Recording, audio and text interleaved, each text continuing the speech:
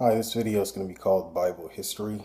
Going to touch on one scripture, then going to touch on some of the history of the Bible. Um, Going to read Job 8 and 8. Um, For inquire, I pray thee, of the former age, and prepare thyself to the search of their fathers.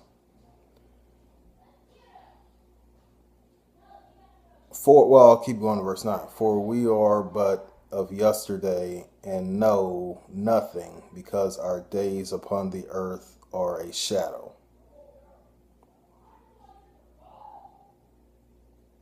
So basically, um, that scripture is getting into or touches on the fact that we need to understand history, and we need to understand the correct history. And the Bible is basically a history book. So I know a lot of people want to say it's a religious book or it's a spiritual book. Well, it is a spiritual book also, but it ties into history. It ties into world history. It ties into the big highlights, the big bullet points that have happened since the earth began. So, you can go back to just about every culture has some story of the flood, and it's told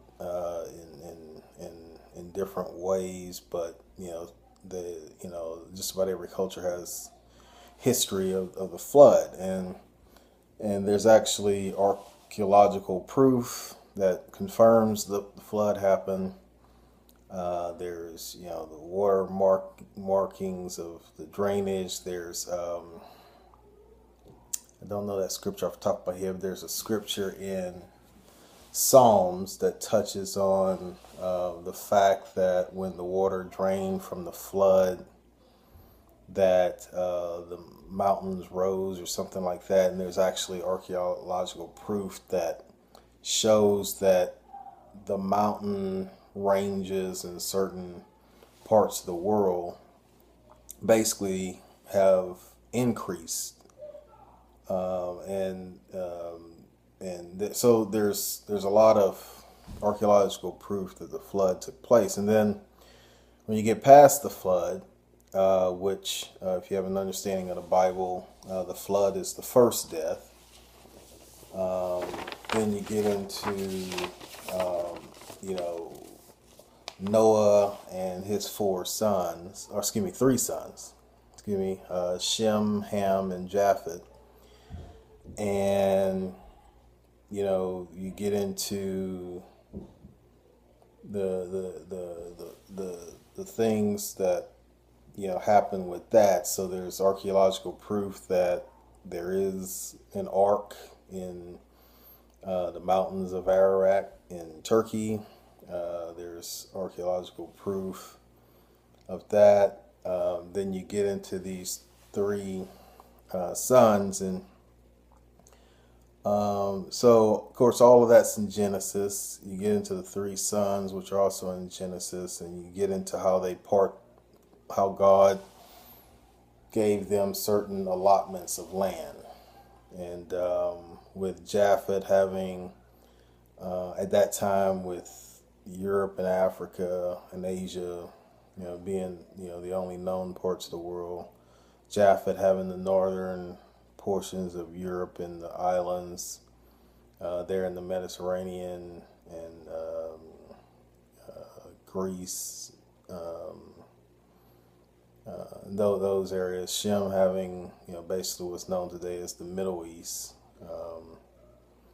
and then Ham having basically having Africa, but really they're only settled in northeast, in the eastern northeast, eastern part of Africa, maybe a little bit into the north central part at that time. So, um, you have an understanding of that. So, along with history, you have to have an understanding of the historical maps. When you look at the biblical maps, understanding who not only who these different groups were, but where they lived. And then, you get an understanding of that. Then as you read through the Old Testament as well as the New Testament, you get an understanding of the people that's being talked about. If you don't have that understanding, then you'll never understand what the Bible's talking about. You can easily be led astray because what's happened in the modern era is all those people have moved around from one land to another land. Some have moved more than others. Some are still somewhat in the same land, but there's been a lot of movement, a lot of mixing of nations, so to speak.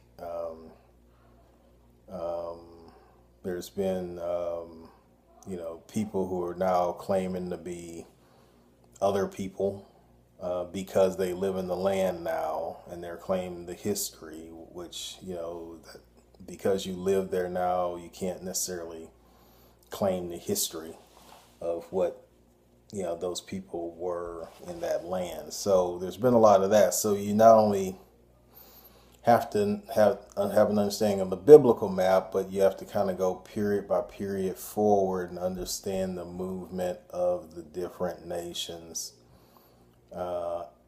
throughout history to understand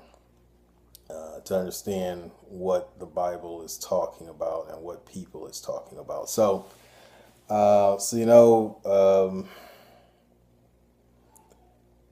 The people who settled in Canaan were the really of African, were of Ham descent. So if you follow that race of people, they were really of Ham.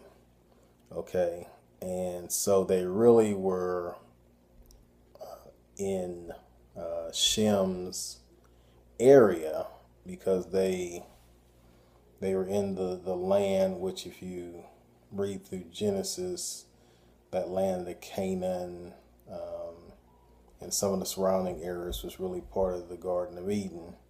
So that was supposed to be Shem's allotment. So they really were in Shem's land, which is why later the Most High God had the Israelites, who were the descendants of Shem, basically go back and reclaim what was theirs because that was supposed to be their land.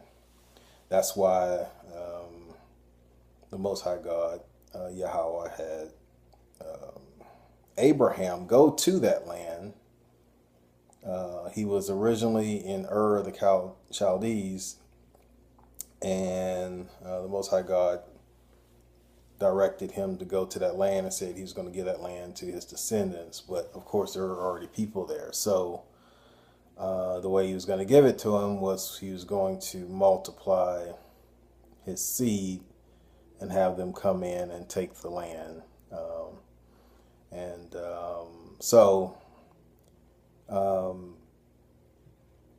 So you got to have an understanding of that. So the people, when you talk about Canaanites, and all those different groups in Canaan.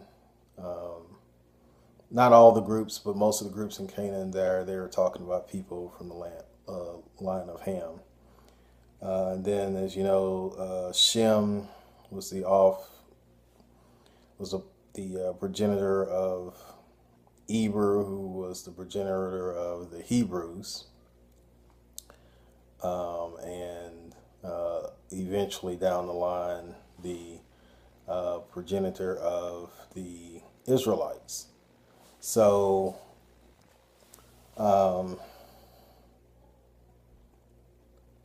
so you somewhat have to have an understanding of that. So you need to understand the lineages, because the lineages are tied to the land, and the lineages are tied to a lot of what you see in history. But then there's name changes of different groups as you go through history. Okay, so and what my series of videos are out here to do is to help people with their research. I spend a lot of time doing research myself, and if I could help someone else to kind of narrow their research, then I'd like to do that. So tune in to part 2, and I'll get more into the Bible history.